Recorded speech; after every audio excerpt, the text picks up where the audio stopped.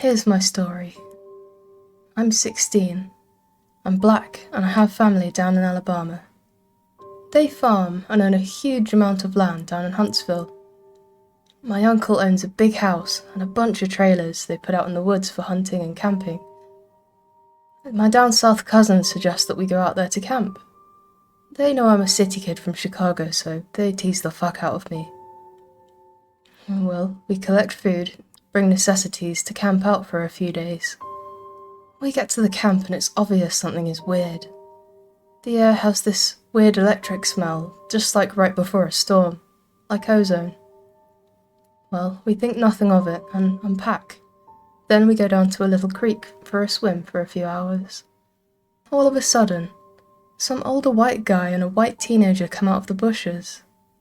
He has a shotgun in the crook of his arm and says hello. He asks us what we're doing this far back in the woods. Well, we tell him about my uncle, who he knows, and say we're camping out.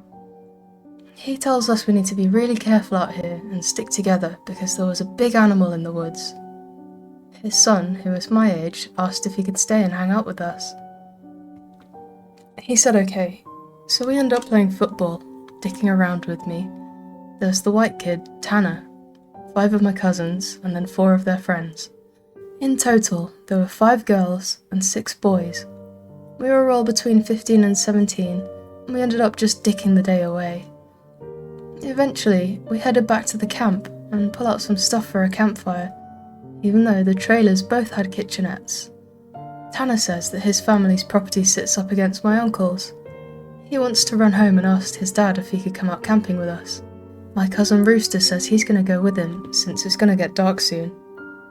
One of the girls also wants to tag along. It's about 7 o'clock and it's starting to get pretty dark. They grab flashlights and take the trail toward Tan's property. The rest of us chill. We make s'mores, drink and kiss on the girls. About 30 or 40 minutes later, it's the smell of ozone again. You could notice it over the scent of the fire we had started. This really nasty coppery smell, like right after you've had a nosebleed and it's stopped. It wasn't exactly like dried blood, but it was that metallic back of your throat kind of smell. We immediately think that it's some kind of electrical malfunction, or that someone left on a hot plate or some shit. We search the trailers and nothing's on, but we can all smell it. All of a sudden, we hear people booking it down the path toward us. Rooster, Tan, and the girl all come running into the clearing, out of breath. They don't even break stride, they all run into the trailer right by where the fire is. We all get the fuck out of there and into the trailers. They end up calming down, even Rooster is crying his fucking eyes out at this point. All the while the fire is guttering lower and lower. So my other cousins say fuck it and are about to go outside to get the generator out of a shed between the trailers. When Tanner goes, "Fuck, no, lock the front door. Fuck no, lock the front door, ain't nobody else going outside." He's been crying too. His eyes are bloodshot and puffy and his pants are dirty as shit. He goes on to tell us they went up to his house. His father said sure, he could go out camping, but to make sure they were careful on the way back, and that maybe they should take one of the hunting rifles just in case. Evidently, Tanner had seen something in their yard a few days before. One of their pigs had been ripped up and half-eaten. They assumed it was just some big cats or coyotes, even though they don't usually fuck with live animals.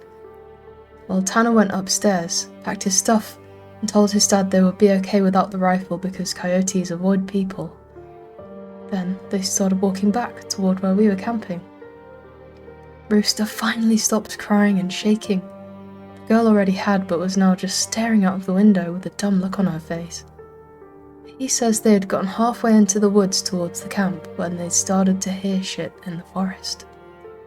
It was almost pitch black by this time, so they weren't sure at first what the fuck it was. The girl said that she heard something in the bushes right off the trail. They all beamed their flashlights over there. Someone standing in the woods, in a little hollow. Rooster said they shouted at him, told him that he was scaring the fuck out of them and what a dick he was. He says that's when he realised the guy was facing away from them. Well, they keep on walking, and they start smelling the nasty coppery ozone smell. They say that they look off into the forest on the opposite side, and there's a dude standing there too. backward and slightly closer to the path. So now they start power walking, and Tan keeps going, "I should have taken the fucking rifle." As they're telling the story, the smell is super strong even inside the cabin. They say that after they started walking faster, a kind of low gibbering had begun coming from both sides of the wood. As they booked it back to the trailer, the girl said she flashed her light out to the side of them, saw something jerking itself through the woods. Gibbering just got louder and louder, and when they could see the light from our campfire, something had come out of the woods about 40 yards behind them onto the track. Then they just flat out ran as hard as they could to the trailer. So, we're out in the fucking woods. We're assuming at this point it's some rednecks or some shit, trying to fuck with us.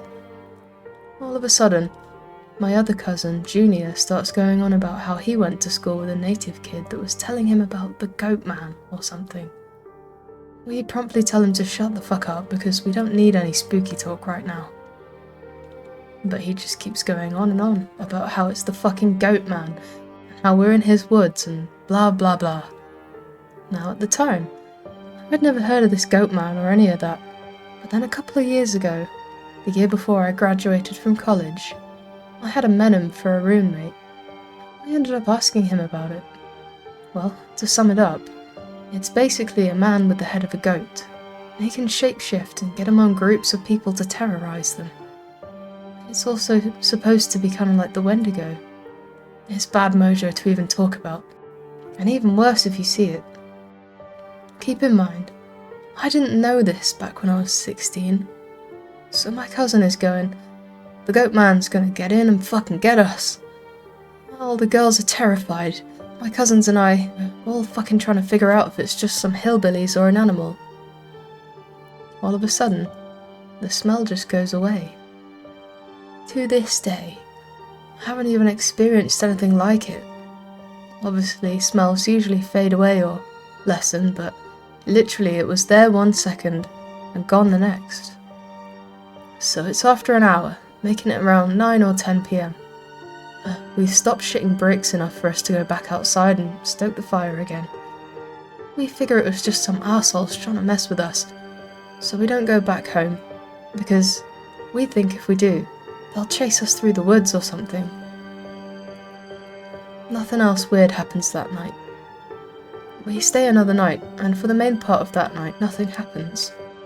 But at about 1 in the morning, we're outside getting drunk and telling ghost stories.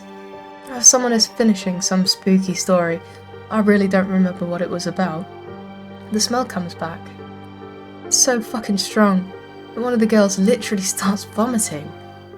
I stand up and you can actually feel how clammy the air is.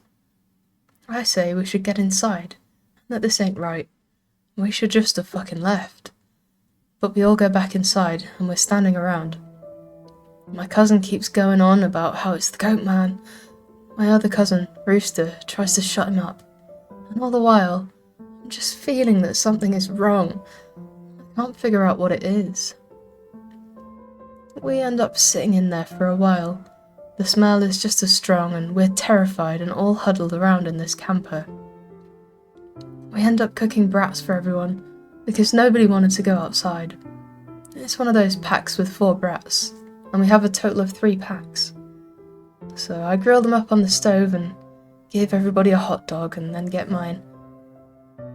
After a while, one of my cousins gets up and goes over to the pot to get another one. He starts grumbling about how I got 2 brats and everybody else only got 1. I look at him like he's stupid. I tell him that everybody only got 1 because there are only 12 brats, and that if he wanted more, he should open up a new pack and cook some more. That's when the girl that had been out with Rooster and Tan just starts screaming. "Oh, Jesus! Oh, God, get it out!" She's crying and shivering, and then it dawns on the cousin standing up what is wrong. Me and him both glance around the room, and I feel my heart sink. I run out of the cabin, and the girl runs out with us. The trailer door is banging against the side of the trailer as everybody books it out. One of my cousin's friends asks us what was wrong. I start counting us. It's only 11 now. "I shit you not," my cousin verified. "There have been 12 people in the cabin. But being that everybody didn't really know each other well, nobody had noticed the whole fucking time that there was an extra person. And then I realised earlier that I had kind of noticed something was off.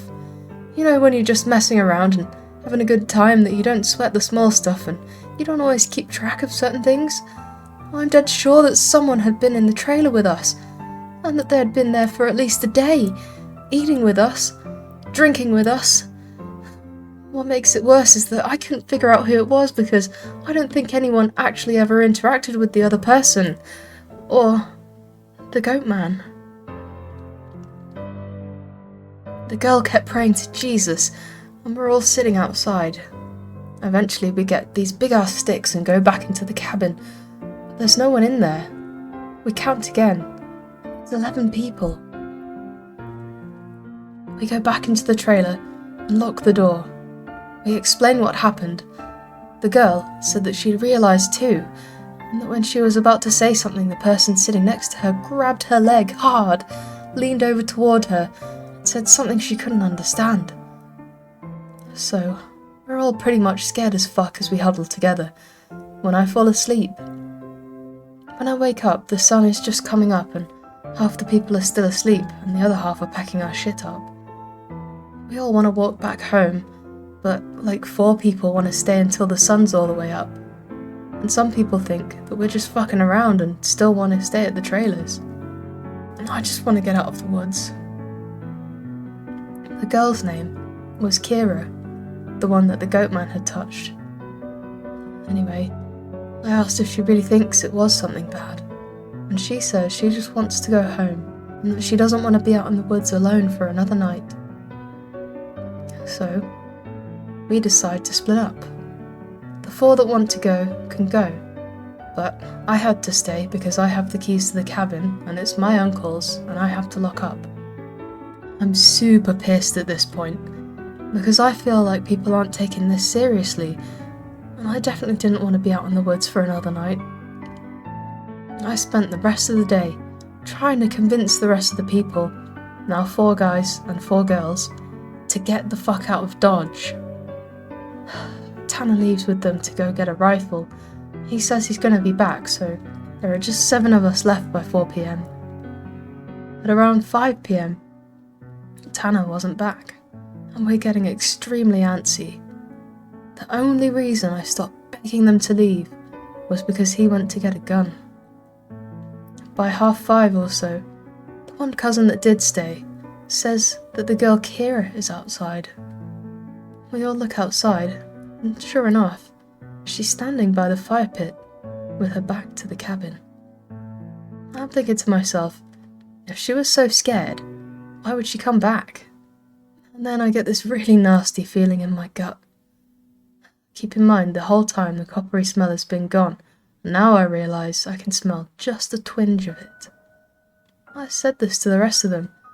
Everybody, and these are the people that wanted to stay in the fucking woods after we had the Goatman thing in our midst, is laughing and asking if I set this up to scare them. I'm looking at them like, I'm not bullshitting at you right now. I asked them why the fuck would I play like that.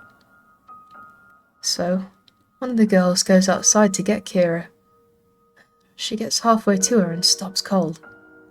Kira starts heaving. I don't know how the hell to describe it. Sort of like someone with their back turned was laughing without actually making any sound. It was this fact that made me realise there was not any sound in the whole woods. It was dead silent. This was like late September, so it was still fairly hot at the time, but super chilly some days too, and you could usually hear big geese honking or some kind of birds or squirrels chit-chatting.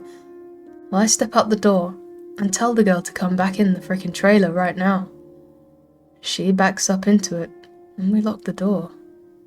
We pull down all the shades except one, and put a guy there in a chair to watch Kira.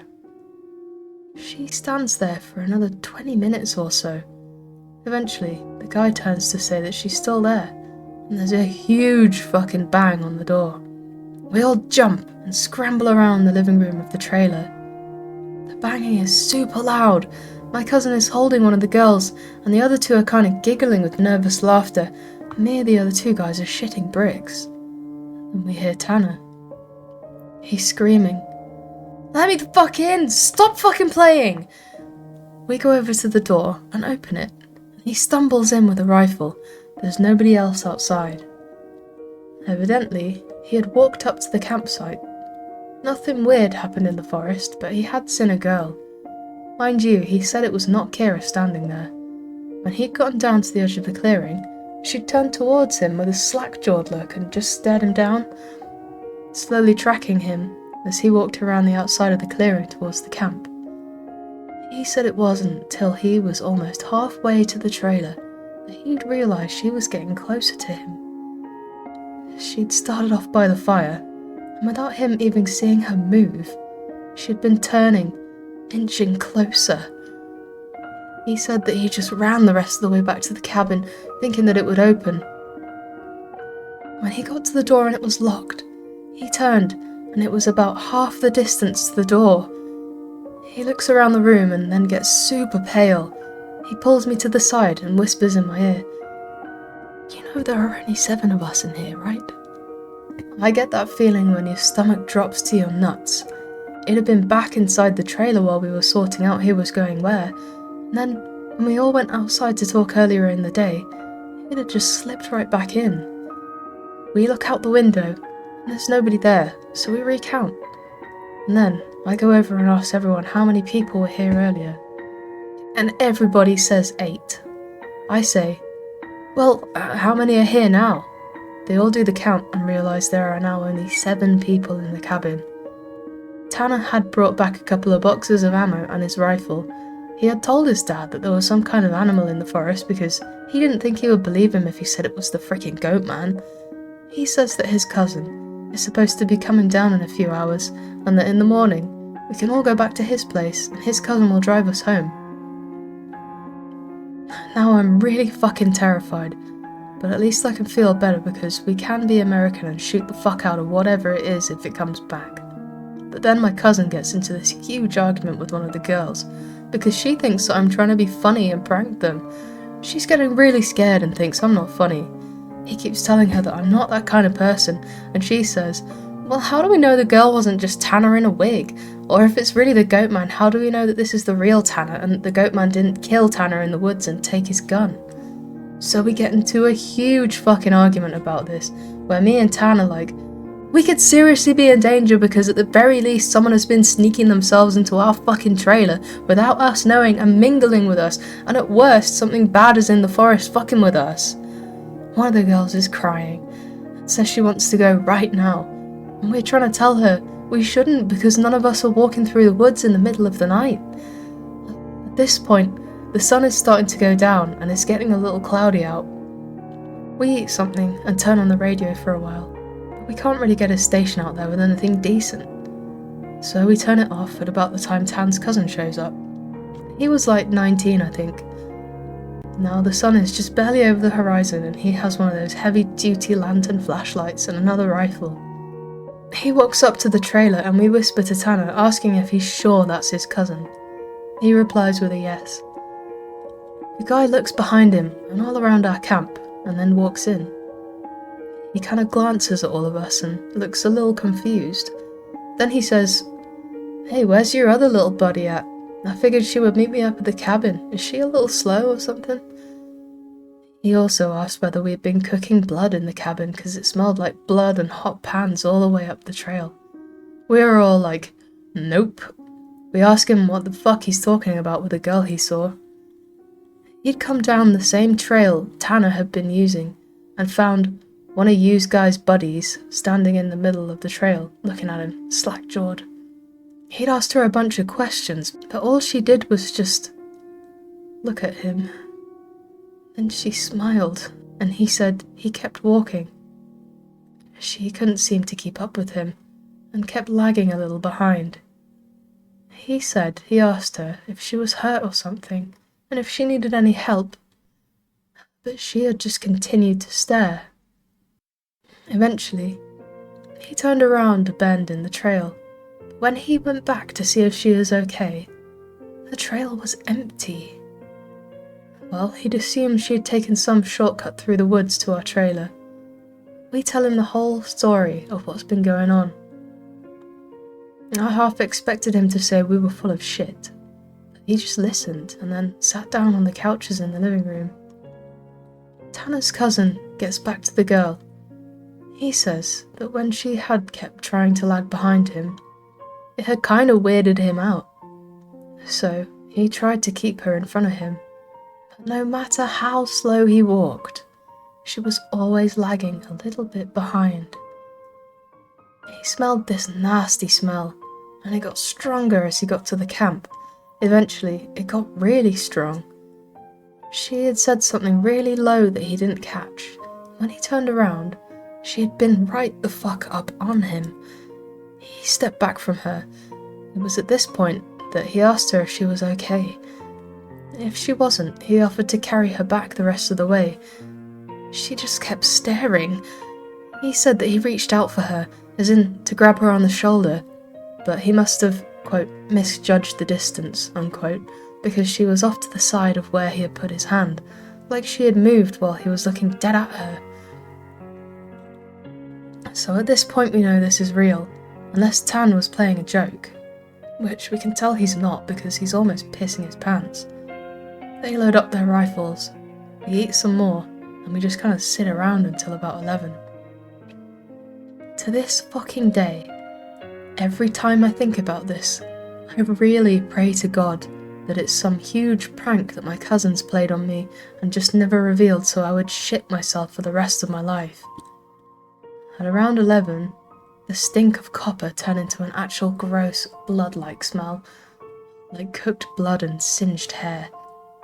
Tan and his cousin Reese get up instantly and grab the rifles. There's like a half knocking, half clawing at the door. And I shit you not, there's this voice. It sounds like when you see those YouTube cats and dogs whose owners teach them how to talk. It says in this halting, weirdly toned voice, "Let me the fuck in. Stop fucking playing." It made my nuts creep up against my body. One of the girls just starts crying and calling for Jesus. It was so obviously not a person talking. It didn't have the right cadence. That's some shit I never realised until that moment, but all people have a certain cadence when they talk, no matter what language. All people have a certain rhythm when talking. This shit didn't have any cadence or rhythm. One of those YouTube cats, that's what it sounded like, outside the door. You can't imagine how it sounded. And then you can't imagine how fucked up the whole situation was. So now, I'm in full-on terror mode. We keep yelling outside, "Who is it? Stop fucking around, man!" And it just kept saying, "In," or "Let me the fuck in," for almost 15 minutes. Then the smell goes away for a while, and for the next hour or so, you can hear someone basically creeping around in the woods. Every couple of minutes, it comes back to the door and says something. Finally, the smell fades away at around 2 in the morning. Reese says, "Man, fuck this," opens the door, walks outside with his rifle. He fires a shot into the air and says something to the effect of, "In the name of Jesus Christ, go away!" He fires 2 more times, and then from the woods, right up against the river across from the trailer, it sounds like something is slowly gibbering and hooting. Then, it starts screaming. It sounds almost like a woman and a cat in a bag screaming together. Like, I seriously have never heard any shit like that before in my life. We can hear the bush over that way starting to shake. Reese fires over into the tree line, and then stops backing up into the building. We lock the door, and we can hear it screaming. Reese says something had come out of the bushes, super low to the ground, and it was crawling toward the cabin. He had shot at it. Pretty much, that was how the rest of the night went. Literally constant screaming for the next 2 hours and shit moving out into the tree line. But it never came back up to the cabin until everyone had finally fallen asleep. Tan had been sitting in the chair watching the door with his rifle. Nobody else heard or saw this. He told me 2 days later, after the whole thing was over. He said he had been nodding off after the screaming and noises finally stopped. He'd been almost asleep, and he saw someone come out of the bathroom and then lay down in the middle of the floor and go to sleep. He just assumed it was one of us, and that the guy had nodded off. Then, he said, he kind of realised something was wrong, and while pretending to be sleeping, he counted us. There were 9 people in the cabin. He didn't want to try and shoot the fucking thing and have it kill us all then and there, or have Reese wake up and start shooting and kill everybody in the cabin by accident, so he just stayed awake all night pretending to be asleep. He said sometimes it would stand up and do this kind of weird jittery thing, or heave like it was laughing, and then it would just lay back down. The story closes pretty weak because, from my perspective, nothing happened. When we woke up, I noticed that Tan was a little jittery, and that he was avoiding looking at all of us. But we ate some breakfast, packed up, and we started walking toward his house. He stayed last in the cabin and said he'd lock up and bring me my uncle's keys. He told us to just start walking and that he'd catch up, which I really didn't want to do. We got a little bit up the path, and when he came running up, we just jogged back to his house. His cousin took us home.